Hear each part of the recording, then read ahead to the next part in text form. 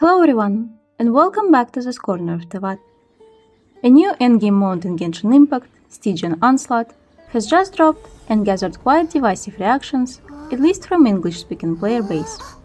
It's not the first time an endgame mode release has caused heated discussions. Is twice still a coincidence? Let's take a look at new mode together, players' concerns with it, and compare Stygian Onslaught with its counterpart from a different However's game. The new game mode features 3 overworld bosses and essentially 7 tiers of difficulty. First 3 tiers, normal, advancing and hard, reward primogems. The following 2, menacing and fearless, each reward players with 1 Dust of Enlightenment, an object that can be used to reset rolls on artifacts, a lone asset addition for artifact min-maxing. Last tier of difficulty, Dire, rewards players with a weapon skin that expires after 40 days. If you take less than 180 seconds in total to clear all 3 bosses, the skin obtained is of 5-star quality and has extra effects. On top of all those rewards, you can spend resin to obtain artifacts from your chosen set. Every 120 resin spent guarantees you an extra 5-star artifact, and accumulating 1200 resin in total awards you another Dust of Enlightenment. On first 3 tiers of difficulty, you can co-op for rewards with friends or with random players, and while it's not obvious from the interface, menacing tier can also be done in co-op, if you invite a player into your world beforehand. Starting from the same menacing tier, characters selected for fighting the bosses shouldn't overlap, so you will need at least 3 build teams to earn corresponding rewards. Personally, I found high difficulty tier to be very accessible. In comparison, Spiral Abyss requires 2 well-built teams, and Imaginarium Theater has restrictions on the lowest number of characters that you should own, to even be able to start more rewarding levels of difficulty. It's definitely a point in favor of this mode, as I imagine for newer players it will be easier to obtain all primogems. For an average player, Stygian Onslaught is a more efficient way of earning artifacts, with a sprinkle of freshness, since you are probably getting sick from farming the same enemies in that one artifact domain. So, what's not to like in Stygian Onslaught, and why it has raised such heated discussions? The first detail that causes the most inconvenience to players is that you start the battle with 0 energy. Both Spiral Abyss and Imaginarium Theater are more comfortable in that regard, with the former giving you ready-to-use bursts at the beginning of each floor, and the latter before every single stage. Not only you lose out on the first round of damage from bursts, you also have to spend some time on funneling energy to your characters. While there are characters who deal damage mostly through their skills, a lot of supports rely on their bursts to provide said support. After years of defaulting to Favonius weapons and fulfilling energy requirements of certain very hungry caterpillars, it doesn't feel good when the game doesn't help out, and you have to focus on refilling the energy first before you can focus on the fight itself. At this point, we only have 2 characters that don't regain energy in a typical manner, and even if you have pulled for both, there is still one more battle to tackle. Maybe this mode is for Shara and not Cry mechanics, of not needing energy recharge and earning bursts in a different manner. But then, it feels like it has been pushed a little bit too early, as Not Cry release is still 3 months away. Second gripe that players have with Stygian Onslaught is its inflexible selection of enemies. Bosses that have high resistances or mechanics that require certain elements are nothing new and have existed in the game from the beginning. But with time, the requirements have tightened up. For example, Darita Chip requires only 1 hit of Electro to end its invincible state. You still have to bring an Electro character if you want to deal with this boss efficiently. But within Electro Reaction 3, you're free to pick any team. Overload, Catalyze, Hyperbloom, or Electro Charged all can cover this mechanic.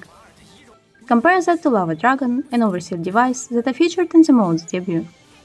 Lava Dragon requires Pyro application to bring down its resistances. The extra annoyance comes from Hydro and Cryo characters refilling the boss's shield, making playing Vaporize or Melt teams much harder technically compared to Burning or Overload. Overseer device resistances can be kept down by consistent Cryo application. While Lila and Kaya together can do this job, it still means that you have to dedicate at least 2 spots in the team to deal with the shield. Filling a second role at the same time is hard for most Cryo characters, as they have relatively poor supportive capabilities. With Hydra Tulpa being the third boss, it's a pretty strict combination. Dendra or Pyra for the first boss, mandatory Pyra for the second, and Cryo for the third one. By the way, Overseer Device at the moment is featured in all three endgame modes. I believe that in a character collection game, requiring specific elements isn't an issue on its own. But on top of zero energy start, the logical conclusion is that the mode is pushing you into pulling very specific characters, and that's a feeling that players usually don't like to have. Last common gripe with Stygian Onslaught, and honestly the main issue for me, is that the mode doesn't feel novel compared to everything we already have in the game. Time-gated challenges already exist in the form of Spiral Abyss and battle events happening every 2 to 3 versions. At least those tend to differentiate by offering varied buff systems and allowing you to try out trial characters. A sense of chore that I felt while playing Stygian Onslaught hits especially hard when a better version of the same concept already exists in a different game. If you don't play other high-verse titles, let me introduce you to Deadly Assault from ZZZ. It has existed for half a year already, and resets twice every month, so I have cleared many rotations, and it still brings me joy. Every reset, Deadly Assault features 3 bosses at only 1 difficulty tier. You can't share characters between fights, just like in menacing and above difficulty tiers in Stygian Onslaught, so on paper it sounds even more restricting. What makes me praise Deadly Assault, while critiquing the Genshin take on the same concept? Firstly, to address my main issue with Stygian Onslaught, while Deadly Assault challenges are time-gated, they offer a different objective rather than simply killing the boss within this timer. Instead, the boss has multiple health bars that you clear during the fight for points. The total number of points earned on the allotted time is your result at the end, so every attempt at tackling the boss gives you some kind of satisfaction. Extra points are awarded based on performance by doing special actions during the fight. Sometimes the action is naturally occurring, such as parrying an attack. Sometimes it's tied to a specific boss mechanic. At certain point milestones, you are awarded a star. There are 9 stars in total to obtain, and getting only 6 out of those 9 stars gets you all the premium currency. Since you only need 6 stars, your choice of fights becomes very flexible. If you are more of a horizontal investment kind of player, then 2 stars per each fight is very doable, considering that some points can be earned in means other than simple damage output. Ignoring the boss that you like the least and just getting all the stars for the other 2 fights is a valid choice too. On higher difficulties of Stygian Onslaught, not being able to kill one of the bosses under time limit renders your entire run useless, regardless of how well you did on other fights. I feel like with better tactics, I could try a couple of bosses on higher difficulty. But without defeating the third boss under time limit, I'll just be reminded of my failure, so I don't have a motivation to attempt it. After all, instead of me manually choosing which level of difficulty do I find appropriate for my account, I would prefer if the game figured out my skill level by itself, like Deadly Assault does with the number of points rewarded. Better versatility also comes from being able to choose one out of the 3 buffs individually for every fight, and they are generic enough that you can benefit from them regardless of your roster. Ultimately, thanks to those buffs and performance point system, team building in ZZZ feels more flexible compared to current rotation of Stygian Onslaught, despite Genshin having 3 times the characters ZZZ has at the moment. If all that didn't sound like more replayability already, let me tell you what Deadly Assault did at its launch. The mode features old bosses that were often fought for character materials. In order to make fights feel more fresh and challenging, they got upgrades to their moveset. Compare the typical fight with Pompeii to how an upgraded version behaves. It's still recognizably the same boss, but now he's capable of little tricks like parrying your attacks. Figuring out new abilities of old enemies, on top of having to maximize your performance, for sometimes was a very pleasant challenge. If you have a well-invested team and skills to match, you can clear all health bars resulting in a so-called kill. While achieving one doesn't reward you with anything, it's still something that many players strive for, as it's often a testament to their mastery over team and its rotations. Speaking of rewards, I find the choice of cosmetic for Stygian Onslaught to be a bit questionable. Weapon skins are a long-awaited feature. Some players dislike the look of certain weapons on certain characters, or feel bored from looking at the same 4-star weapons all the time.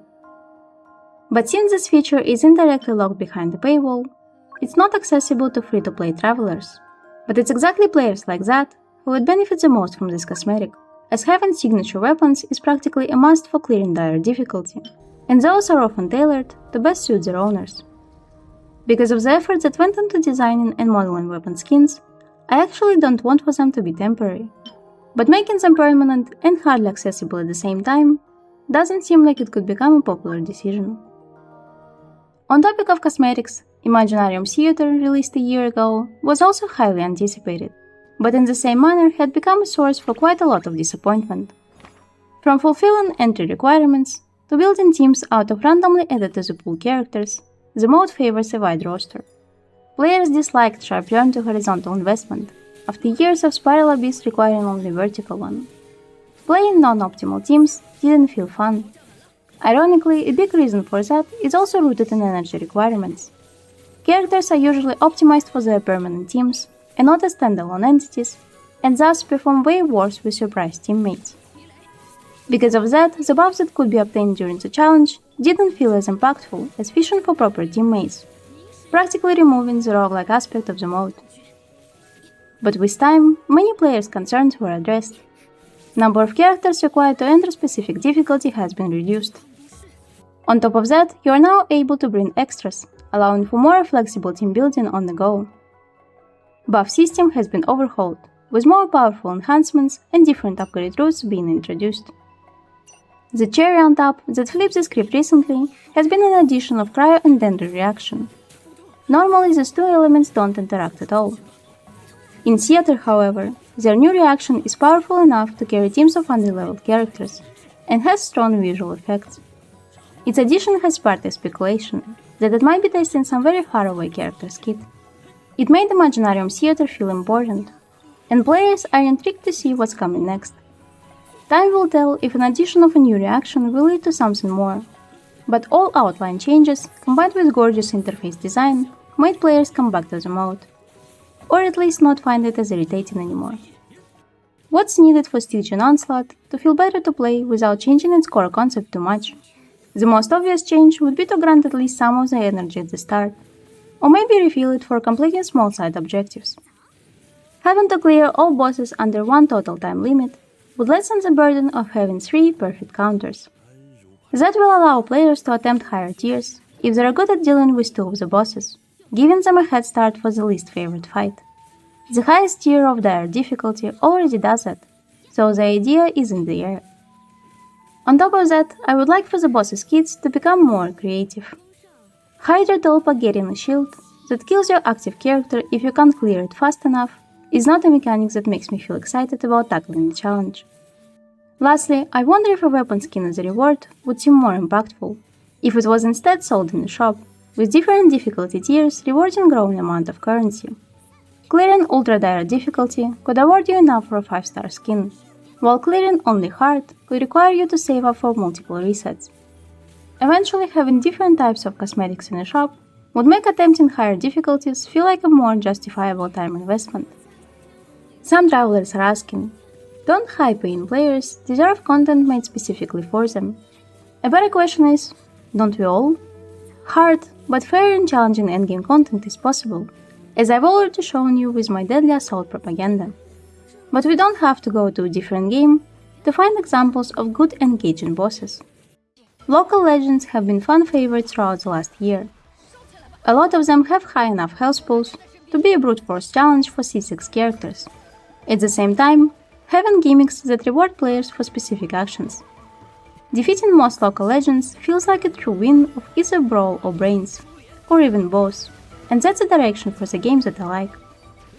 So, is an endgame mode in Genshin Impact just cursed to be divisive? Spiral Abyss is universally considered boring.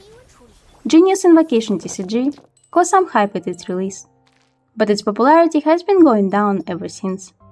And frankly speaking, since Genius Invocation doesn't require you to actually use your characters, it's not what most players want when they imagine an endgame mode.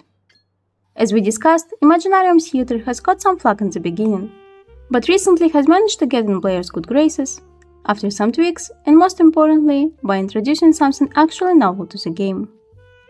Envisaged echos could have been a testament to mastering character mechanics. But lately, challenges boil down to simple DPS checks, even for characters that usually excel at other roles. Finally, we are at the point of Stygian Onslaught, Stingy Reception. How have you found the new mode? Do you agree or disagree with the points that I have made?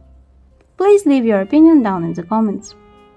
This video is a bit different from what I usually make, so if you enjoyed it, please leave me a like to signal that you wouldn't mind something like that in the future. Consider subscribing and I will see you soon, maybe with another unusual topic. Bye bye!